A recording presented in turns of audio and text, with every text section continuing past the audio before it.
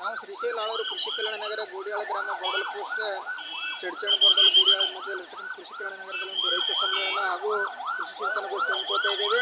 ಈ ಸಂದರ್ಭದಲ್ಲಿ ನಮ್ಮ ಕಳಕಳಿ ವಿನಂತಿ ಏನಂದರೆ 24 ವರ್ಷಗಳಿಂದ ನಾವು ಕೃಷಿ ಕಾಯಕದ ಜೊತೆಗೆ ದೇಶ ನಾಡು ಸುತ್ತಾಡಿದ್ದೇವೆ. ಕೃಷಿ ತೋಟಗಾರಿಕೆ ಬಗ್ಗೆ ಹಾಗೂ ಗ್ರಾಮೀಣ ವಲಯದ ಬಗ್ಗೆ ನೂರಾರು ಮನವಿಗಳನ್ನು ಕೇಂದ್ರ ಸರ್ಕಾರ ರಾಜ್ಯ ಸರ್ಕಾರಕ್ಕೆ ಸಲ್ಲಿಸಿದ್ದೇವೆ. ಆದರೆ ನಮ್ಮ ಬೇಡಿಕೆಗಳು ಈಡೇರ್ತಾ ಇಲ್ಲ. ಹೀಗಾಗಿ ನಾವು ಒಂದು ಕೃಷಿ ಹಾಗೂ ಚಿಂತನಗೋಷ್ಠಿ ಜೊತೆಗೆ ಒಂದು ಗ್ರಾಮೀಣ ಪ್ರಗತಿಯ ಜೊತೆಗೆ ಒಂದು ಸಂಸ್ಥೆಯ ಸಂಘಟನೆಯನ್ನು ಹುಟ್ಟುಹಾಕಲಿದ್ದೇವೆ.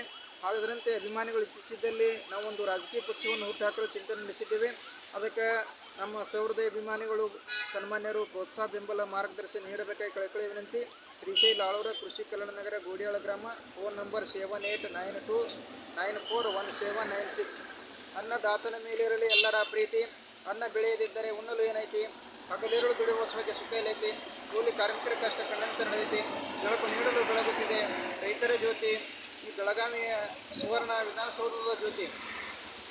ಹಗಲಿರುಳು ದುಡಿಯುವರು ರೈತರು, ಕುಳಿತು ಉಣ್ಣುವರಾದೆವು ಬಹಳಷ್ಟು ಜನರು. ಕೃಷಿ ಕಾಯಕವೇ ಸಕಲರ ಜೀವನ ಉಸಿರು. ಕಾಯಕ ಯೋಗಿಗಳ ಕಷ್ಟ ಕೇಳುವರ್ಯಾರು?